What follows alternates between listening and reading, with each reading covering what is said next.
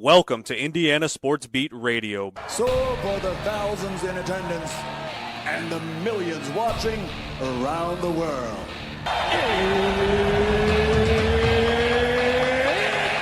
Time! Three on the way. Oh! It went in! It went in!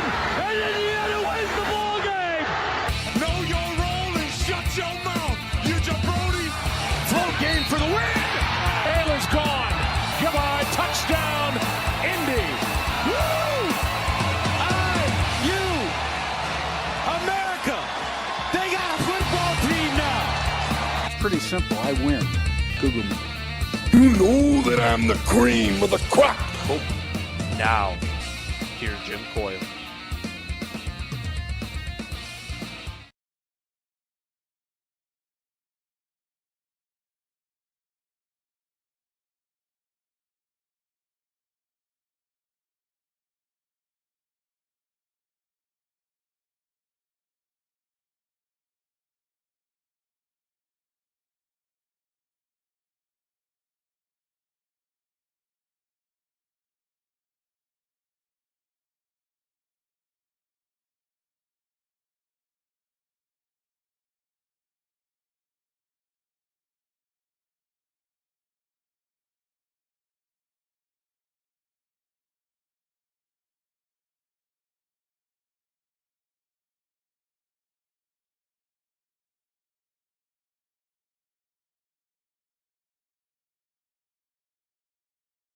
All right, now can you hear me? That's the question.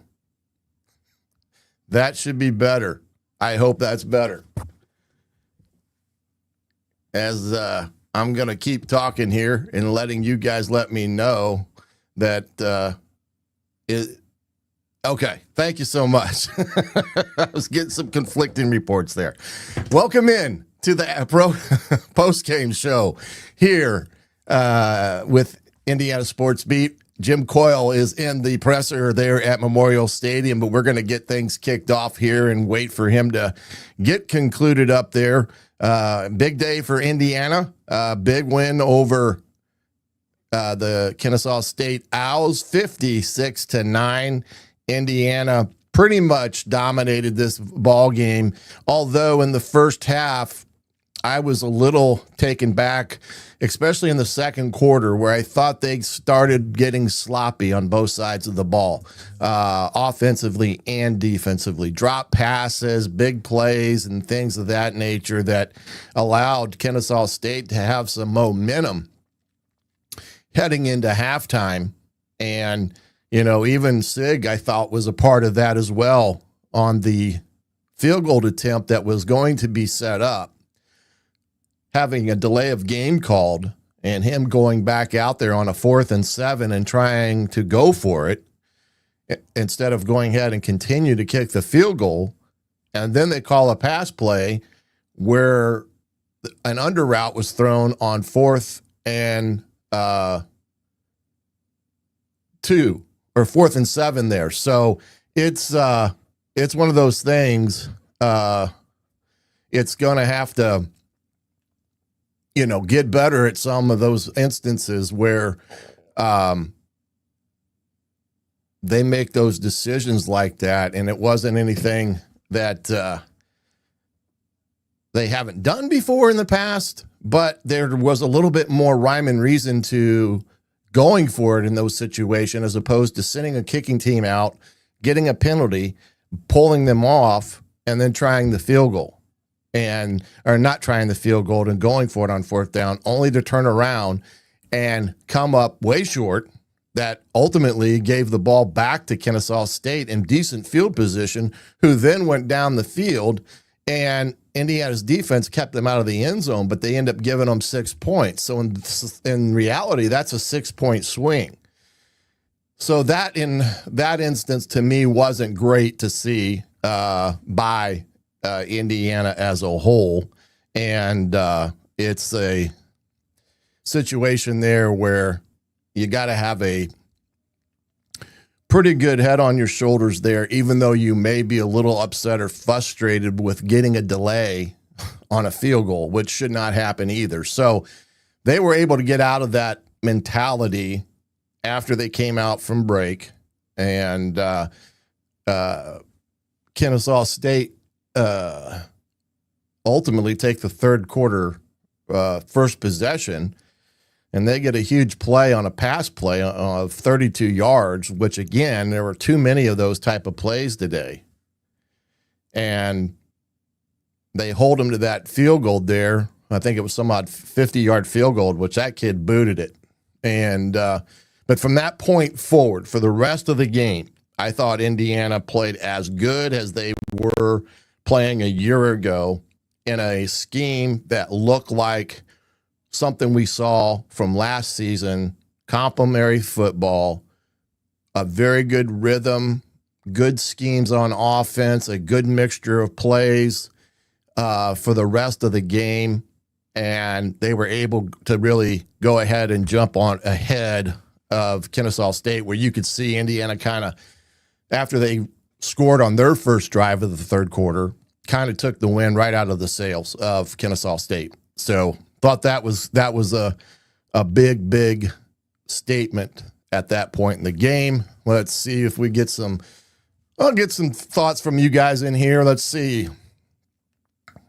Was good, but don't break squad. Yep. Yeah, Kennesaw State, if you were with me on Thursday when I talked about them, I thought offensively they weren't all that big up front. Now, Dexter Williams ended up getting pulled after the second series for what reason, I have no idea. I don't know if he became hurt, was nursing an injury, or they just wanted to go completely a different direction. But the Odom kid came in and did give them some life in that game. So it's one of those things, was interesting to see them go to Odom as quickly as they did. So in that regard, he really gave them a lot of life. He's a big kid too. But for the most part, Indiana did bend some here and didn't break. They ended up getting some really good pressure on the day. And that's going to be the biggest thing that I saw of their defense today. They were able to, get some pressure with their down four, brought pressure by bringing a backer every once in a while. I thought Aiden Fisher was a stud today. That kid was making plays left and right today. And I did see some things in the defensive line that encouraged me. Tucker, I thought, was very involved on the day. Wheeler, I thought, again, played a solid game. Not that he was overly noticeable, but solid game just watching it. And at times they got some really good push on with their front four. And where at times they got home to the quarterback and made some sacks. So, that was good to see from Indiana.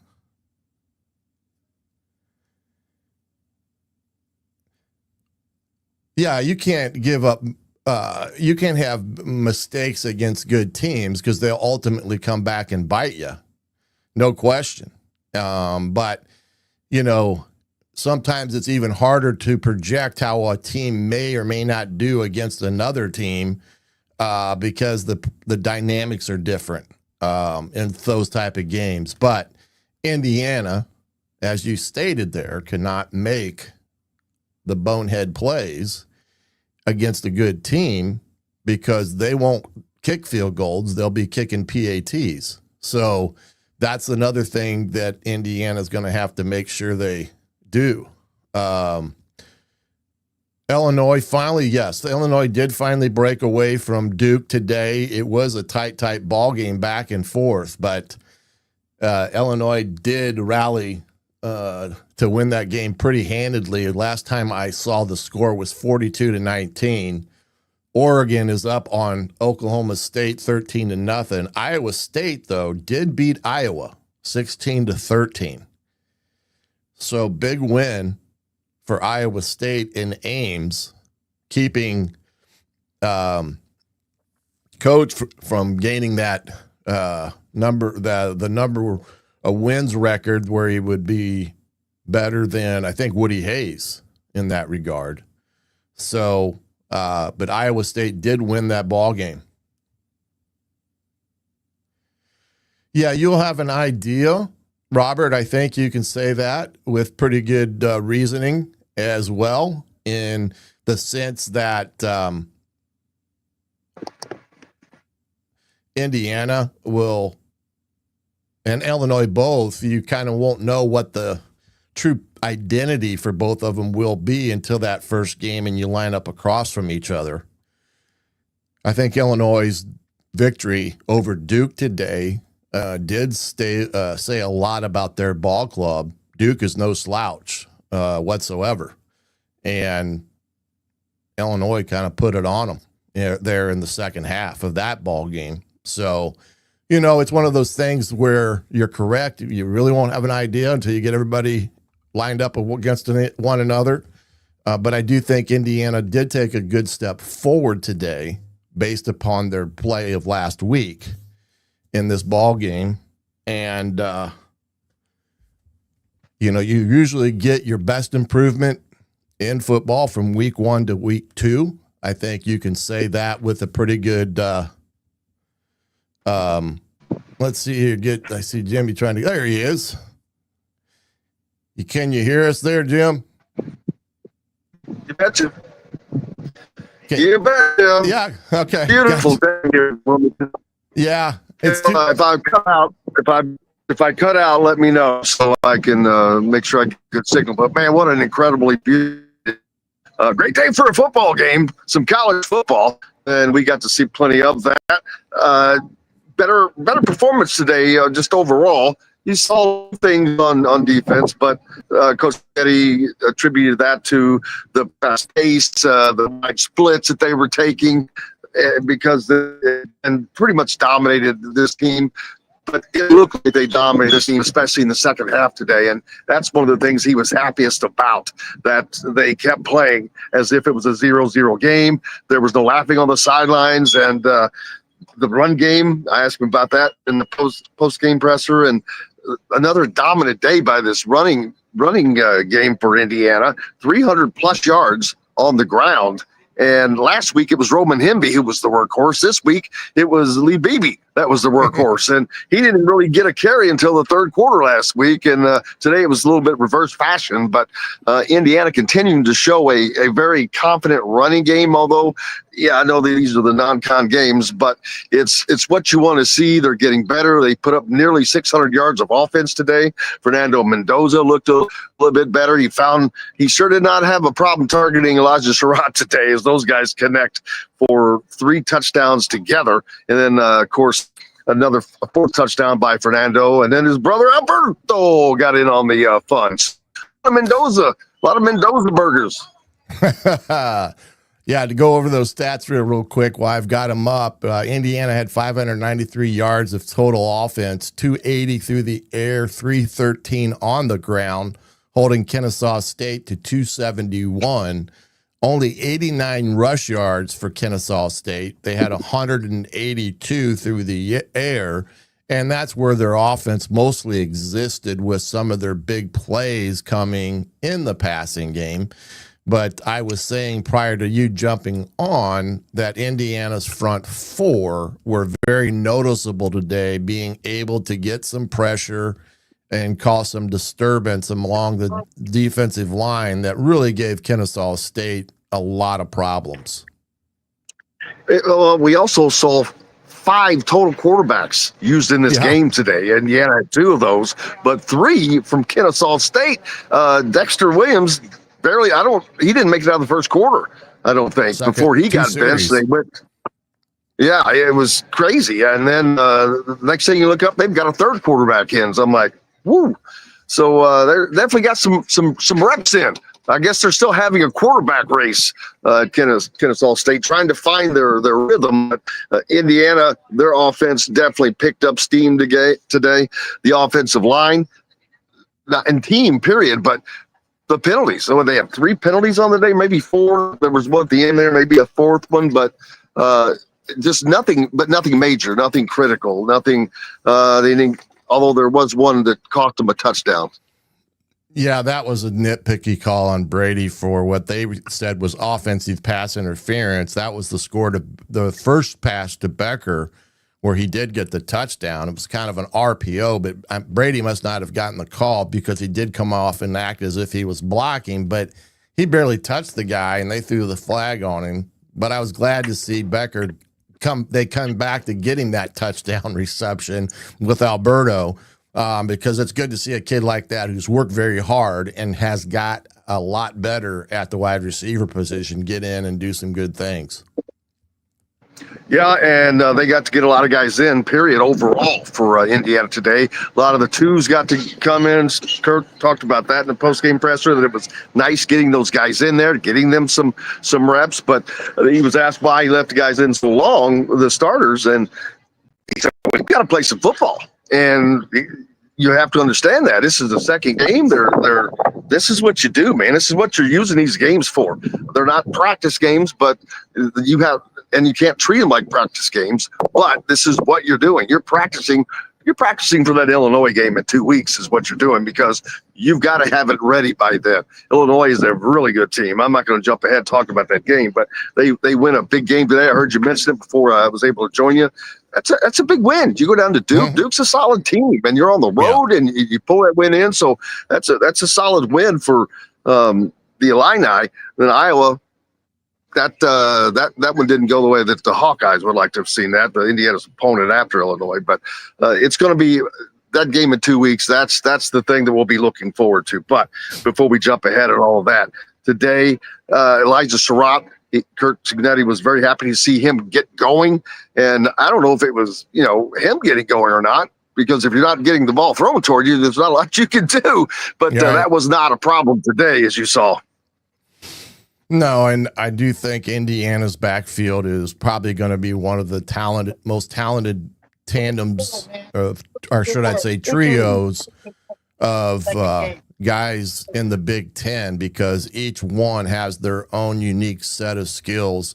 Hemby made a nice grab on the check down and end up taking it for. You mean a set of skills? What's that? You mean a particularly set of skills? Yeah, that could kill you. But he'd made a nice catch and run on the one dump down from Mendoza. And, the first half for me was a little frustrating. There was some lackluster play in that half. It looked a little bit like last week. It did, and it really bugged me was the drop balls. I mean, these were touchdown, catches and runs, and they were just doing some crazy stuff in that second quarter. And even Sig in the time, and I mentioned this earlier, where they go out to kick a field goal, they get a delay game, they move it back 5 yards. He pulls his field goal team out, sends the offense on the field. Then they throw a pass on 4th and 7 that barely got 2 yards.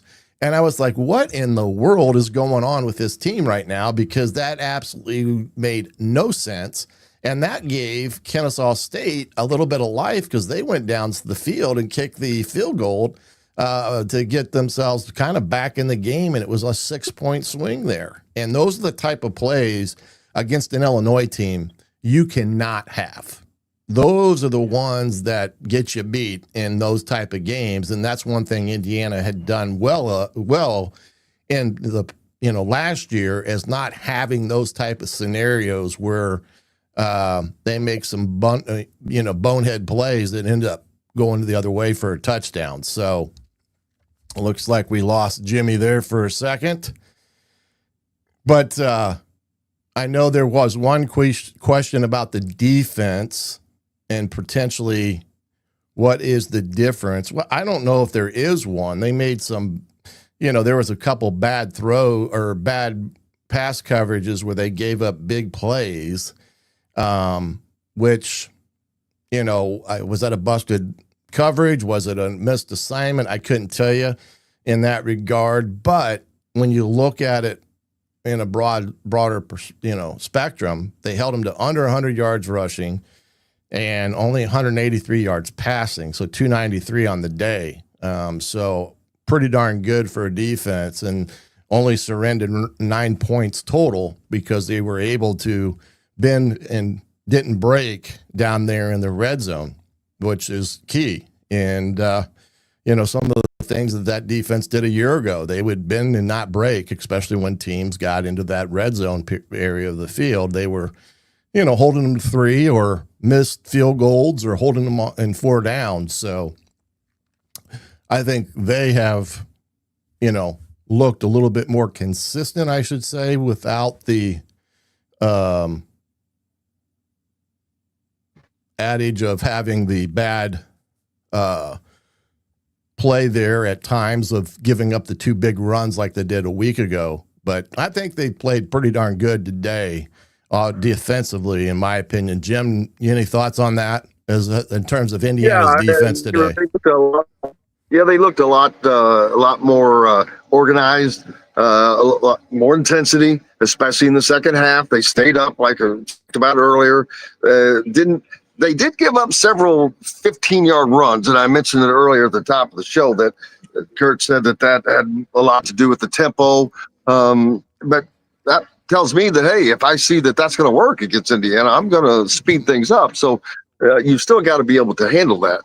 But it's the second game, so you keep moving forward. But that's something to keep an eye on. You've got to – Indiana did not give up those chunk plays last year, not this early especially, but you've got a lot of new faces, more new faces than there were last year but those guys, a lot of those guys had come from JMU. They were accustomed to the program, accustomed to the defense and the terminology and all that. A lot of new faces here, a lot of new names that they're still learning a little bit. So they're not probably going to hit on all cylinders as quickly as last year's team did defensively, but forcing more turnovers today. So they did a good job pretty much overall. The running game, they held them to less than 100 yards rushing. Rushing you're going to take that. Yeah, they only gained 89 yards rushing, and let's see. There was a fumble, and I thought they had, 2 picks today too, so they were, again, +3 on the day in the turnover margin. And the play that Sharp made on stripping the ball after giving up a big pass play, he kind of saved himself on that one by getting the strip of the ball and the recovery that the officials had initially ruled that the Kennesaw State player was down, only to be overruled in the replay. And so that ended up being a huge play there because, again, Kennesaw State was getting a drive together and they were getting some big plays and had that stood, they would have been, I think, 1st and goal from the 10. If my memory serves me correct. But Sharp did a great job of, stripping the ball and got a big turnover. Let's see here. I think I'm cutting out a little bit. Yeah, maybe you are. I thought your pitcher was good there. Run defense. Yeah, I think they can a little bit. But again, you're holding a team to 83 yards of total rushing. Now, some of that may be aided by some sacks, correct? And, it's hard to replace the C.J. West type of player, even though you get to recruit them and, pay them now. But, Indiana got lucky a year ago with getting a kid of the caliber of C.J., and he became a, bona fide Big Ten defensive lineman that's now in the NFL getting ready to play his first game as a pro. And so sometimes those guys are a little harder to replace. They do, I think, have those bodies there. We'll just have to see who ultimately comes to the forefront, I guess you could say, with Tucker and Hosa Wheeler and a few other of those guys that are in there. I thought Wyatt was noticeable today, the defensive end, the transfer that they got from Maryland. He made a couple nice tackles and maybe 1 or 2 for TFLs as well. So, but Aiden Fisher was a beast today defensively. I thought he had one of his better games as an Indiana Hoosier with making the plays that he was making, and I'm trying to see if I can get a stat line on him, but maybe not. We were just talking about I was talking about Aiden Fisher's day defensively, probably one of his better games as an Indiana Hoosier, although he's had several. Today, I thought he was really flying around and making plays. And an important part of that is I talked about the new faces just a little bit ago. Well, he has to set that example. He has to show this is the standard. He has to make those guys understand this is the standard we have to play to, and help get those guys up to speed, basically, because he's the anchor. He's the captain, quarterback on the defense. And part of that job is elevating your defense, but that's how you do it. You lead by example. He's done a great job of that. Not just this year, last year, of course, the year before that. He is just he's a great one to have back there for Indiana, a great leader, and he does it by example. And he's definitely going to stick his beak in there.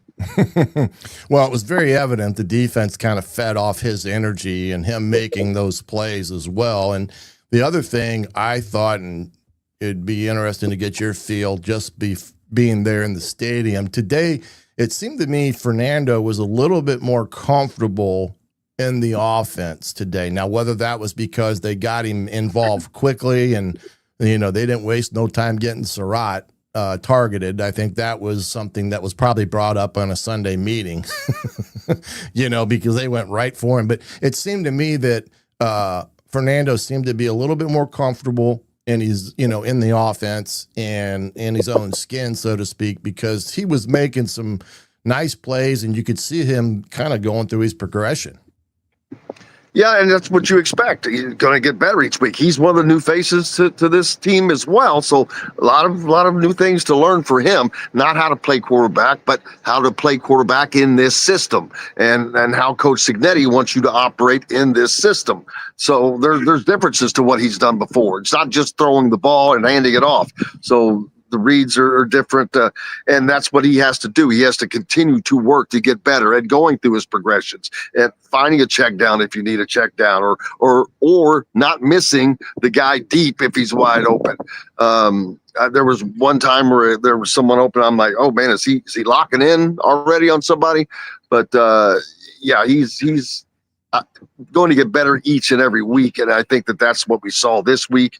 Improvement on both sides of the ball by Indiana. You can look at that statistically, and of course we're going to see that next week. I don't mean to abuse Indiana State, but they're probably the weaker of the three non-conference teams that Indiana is going to play. I don't know how much they actually will get done next week when you're playing a team like that, Coach. How much are you really going to get done when you're not going to want to show still, they haven't. Indiana's not shown a lot. This was a vanilla offensive sorts today. They had the reverse, and there was a couple of passes, but nothing deep. And they haven't really, I'm not expecting them to until Illinois, but Illinois is not going to see Jack. They're not going to have a lot to scout from this team right now. And that's, that benefits Indiana, of course. Illinois had to, they're on the road today against a solid team, so they're going to have to go through their offense. That'd be an advantage for Indiana, I think, in that regard. But we'll certainly find out when that game rolls around in 2 weeks. But again, I don't think Indiana gets a lot done next week, just as far as improvement, other than the habits of creating that. And that Curt Cignetti talked about that habit when I mentioned that he said that there was no laughing on the sideline, in the fourth quarter, everybody was engaged, and the importance of that, he said, is he knows the guys they bought in. They're in this game, not not dicking around. You got to play like it's a 0-0 game, and they did more of that today. Those guys that are new, that standard, they have to get accustomed to that. Doesn't matter if you're playing offense or defense, you have to play your A game whenever you're on the field.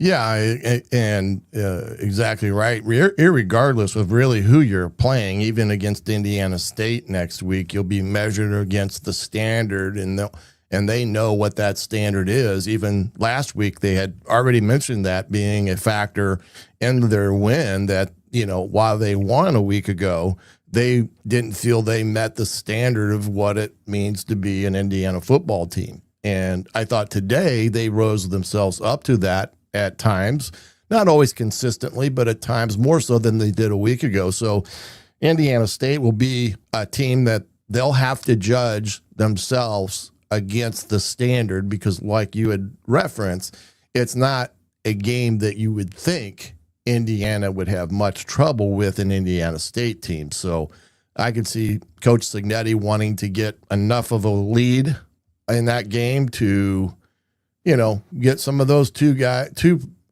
second team guys in there for a little bit more opportunity just to make sure they're ready heading into conference play in another week. Yeah, like I said, it's not going to be as much of a challenge, but you still are working to just improve yourself each day. Doesn't matter who you're playing, because they've got to be ready to play a really good Illinois team the week after that. And the thing about Fernando today, he did look more comfortable. He looked more like a leader out there. Didn't look like he was second guessing himself on much. He was deliberate on the throws that he was making. And yeah, you said there's some drops, man, and that happened last week as well. So they've got to fix that. But you'd rather do that now than in 2 weeks or 3 weeks, whenever that is. But this team has continued to get better. I like the running game. Mm-hmm. You can't have a solid offense without a good running game. I mean, Cignetti's offense is passing predicated, but he uses the run game, man. And they have consistently now, these first 2 games, put up over 300 yards on the ground with different guys doing it. And so they've got a triple threat in that backfield that they can use. And it's pick your poison with those guys. And this offensive line, as they can continue to improve each week, I like the fact that they're not getting penalties, because who you're playing is irrelevant when it comes to getting penalties, because that's just mental lapses or mistakes that you might make, and they're not making those right now. So that's a very, very positive sign. Yes, especially the stupid penalties like a false start or a procedure that just drives you nuts as a coach, because when the snap count is. You shouldn't be jumping off sides. That's a lack of focus. But we haven't seen that out of this Indiana team yet. I think Coogan's leadership has been a big, bright positive up front for Indiana. He today was a beast up the middle, as he was very dominant over the guy that was aligned across from him for the better part of the game. But I do think his leadership has paid off in that group and being a cohesive group. And even when that second unit went in today, they really didn't, lose a beat, so to speak, in that, which was good to say. But to have them put up back-to-back games of over 300 yards, that to me says a lot, like you said, of this ball club as having a great ability to run the football, and we're going to need it. And they've got the backs to do it. That's the nice thing. Absolutely. They may put up 700 yards offense next week, depending on how long those ones stay in there again. But this is what you want to see, though, improvement. Next week, you want to see them put up 700 yards. They're not going to do that every game. They're not going to get 800 the week after that. But you want to see that gradual progression, and as it should be. And I think that weeks 1 to week 2, we saw the improvement on both sides of the ball that Coach Cignetti wanted to see. Of course, he's going to go in and watch the game and find the things that maybe, here's some mistakes here. Here's some things we need to clean up here. And that's what you have to do until you start eliminating those, making those less and less as they move forward, heading into conference play here in 2 weeks. Yeah, or seeing Alberto get out and take some snaps today was a very good sign, and maybe alleviated some of those that had maybe a little bit of doubt of the depth at quarterback for Indiana. Alberto's going to be a very good quarterback, and I just think Indiana is doing the right thing in how they're progressing him along, and he's always looked very well prepared, irregardless of the score, that he's gone in and taken his minutes. And today was another prime example of him coming out, running the offense efficiently, making good throws, good decisions, and, got the touchdown pass to Becker there as their last score. So no question about his ability to be a quality backup for his brother. Thoughts on Absolutely. that, Jim? which is a path he has followed before in high school. We've talked about it. Fernando was a 2-year starter. Alberto was a 2-year starter back to back down in Miami, and so that's old hat to them. And which is good because you're going to have the continuity for Indiana if next year is the year that Fernando is gone or the year after that. Who knows? But you're going to have continuity at the quarterback position, it looks like, which is always a great thing. And you just want to continue to bring in those guys that fight, though. You can't have an heir apparent. There has to be a fight every year of who's going to win that spot. You've got to have competition. Iron sharpens iron, all that good stuff. So, but they're doing that, and I agree with you. Curt Cignetti has done very well with quarterbacks. He has a history of doing well with quarterbacks. And if you don't believe me, ask him. I'm just kidding. But no, I was just teasing. But he has done a good job. They've had a lot of players of the year quarterbacks at that position, and he's very in tune to this offense. It's his offense. He said that before. So it's just, and it's one of those that there are some new faces on the offensive side. But again, I'm really impressed with how this line has just come together and not making mistakes. The offense is not the offensive line is not giving up sacks. Of course, the talent across the line determines that somewhat. We'll see that change in the near future, as that will definitely upgrade. But overall, it was a very positive win for Indiana today. They did what they needed to do. They answered a lot of questions. They put a lot of points on the board, 56 points on the board today, most of those coming in the second half. That is always a positive when you're stronger on the backside than you are on the front side, because you're usually getting tired. If you're up like that, you've got the twos coming in or whatever the case may be. The second half is usually not the stronger of the two halves for most teams, but great sign for Indiana as they continue to move forward and improve. And I'm going to let you take her home, brother, so I can get the heck out of Dodge. Yeah, you go enjoy the rest of the afternoon. You can stay as long as you want. Oregon's up 20-0 right now over Oklahoma State in the first quarter. So the Ducks are rolling right along over in Eugene. But hey, catch Jimmy back Monday on Indiana Sports Beat Radio, as well as the Hoosier Tailgate on Monday night at 7:30. We'll be back recapping all of the game of this game here Saturday, but also preparing for the Indiana State Sycamores next Saturday. That is a night game, by the way. That is a night game. Or I'm sorry, next Friday. I should correct myself there. Friday night game. Friday night. Friday Night Lights. Well, you may have me on next Friday night as I have my high school duties calling games. So we'll have to see what happens there. But to each and everyone out there, enjoy the rest of your Saturday and weekend. Big win for the Hoosiers, 56-9. And for Jimmy Coyle, I'm the coach, Shannon Griffith. We'll see you on the radio.